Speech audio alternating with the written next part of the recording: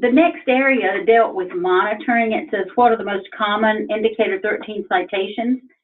The things we've talked about so far, the findings that provide data to establish the needs, regardless of what those needs are, and the annual goals that are written in a measurable form.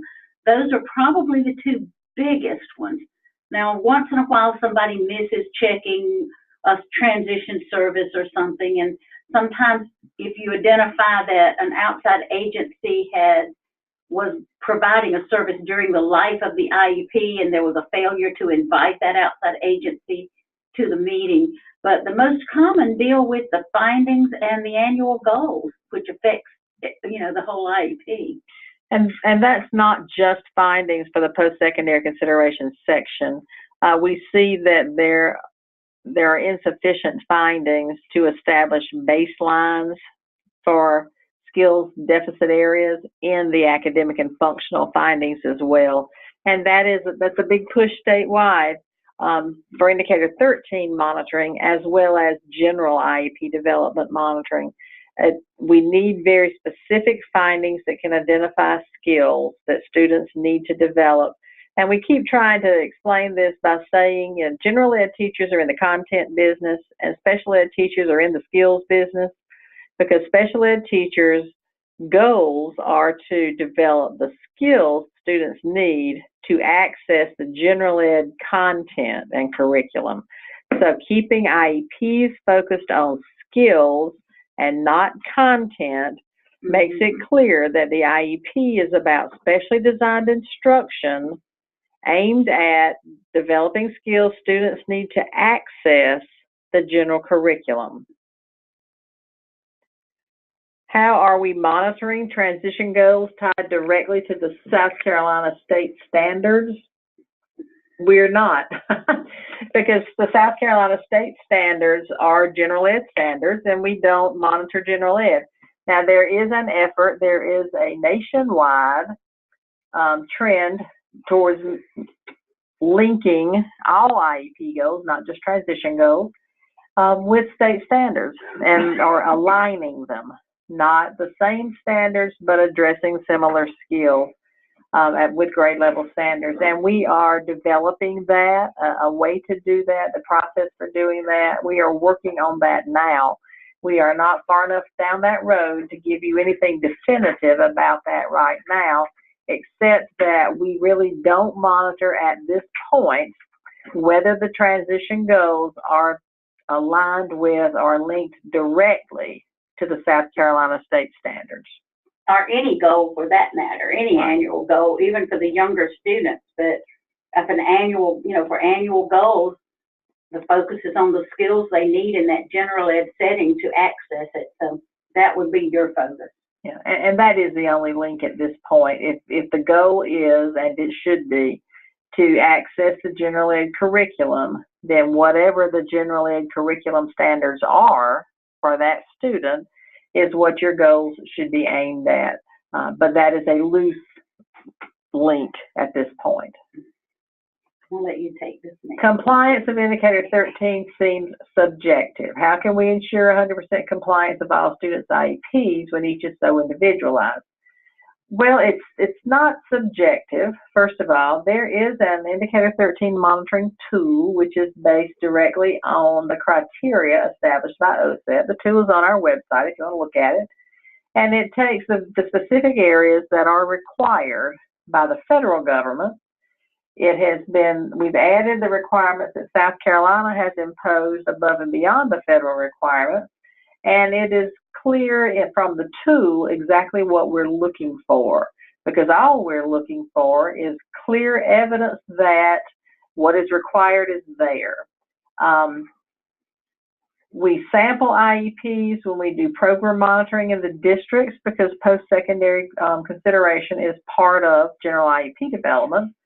So we do have a couple of things we look for then, things like the presence of the post-secondary goals and things like that.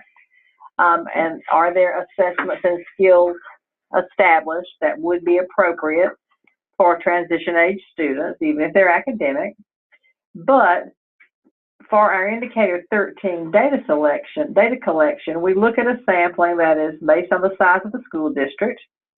We always ask for a larger sample than we actually review, because if we get an IEP uploaded into Enrich and a piece of paper is missing, a form is missing, rather than to issue a finding for all of that, we will sometimes say, okay, they forgot to upload the PWN, and we will just move to another IEP, because we don't want to go back and forth and back and forth and back and forth for data collection. And indicator 13 is a data collection process. It's not truly an IEP monitoring process.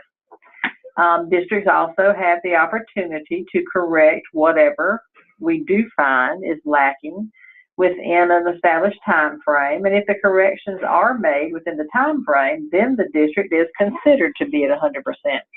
So that is part of the new indicator 13 process.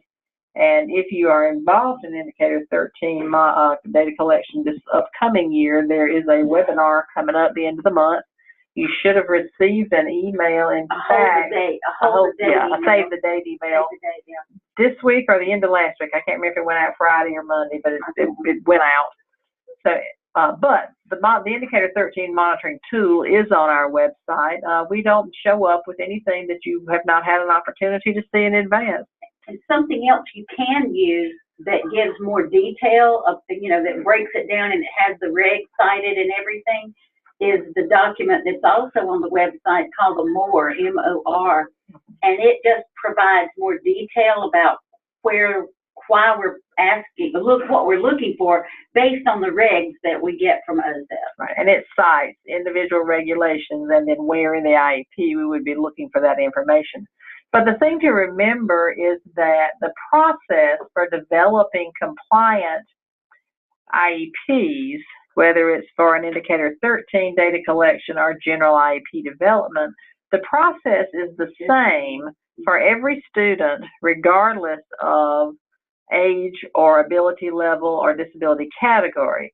The IEP is not the same, but how you approach the task is the same for everybody. The IEP must be so individualized, but that in and of itself doesn't really have anything to do with whether the IEP is 100% compliant. The compliance is based on how well the process, the requirements of the procedures have been followed. We're looking to see IEPs that are procedurally and individually content correct.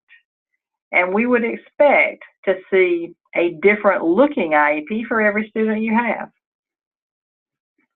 The question right after that is pretty much the same thing about the updated rubric. The tool is the same, and it is posted on the website, so you can access that. And again, the MOR, which is in the Compliance Seekers Guide, that's posted on the website. You can find all of that information right on the website. Now, those of you who are asking about the tools that we're using a few years ago, up until last year, the indicator 13 data collection was rolled into program monitoring visits. And beginning with this past year that we just finished, 16-17, we did do a separate data collection for indicator 13. So in that regard, there is a separate tool, a new tool, which is called the indicator 13 a monitoring tool or data collection or whatever it is. And the one that was used for program monitoring has been amended to take out some of the specifics of indicator 13. Because it is part of IEP development in a general sense as well, there's a little bit in there still about transition, but there is I guess you would call it a new tool related to indicator 13 data collection, but it is on the website. And that's a change that was implemented with this past year, which was the first year in the 3-year cycle for indicator 13 data collection. So some of you may have had the indicator 13 data collection last year.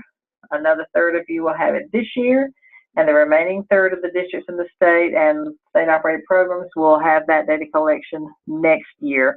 And we do expect that by the 3rd year, our data will be looking pretty good again. In the past, and this is the reason why we pulled it out, in the past we found that every district that was monitored for IEP development under program monitoring was non-compliant for Indicator 13. We had one district that was compliant for Indicator 13 through that process, but every other district had some errors in that process. And what had happened, because of the way the state had approached the issue, was that if your district was monitored that year, it was likely that you were non-compliant for Indicator 13. And if your district was not monitored, we made the assumption that all was well and you were compliant.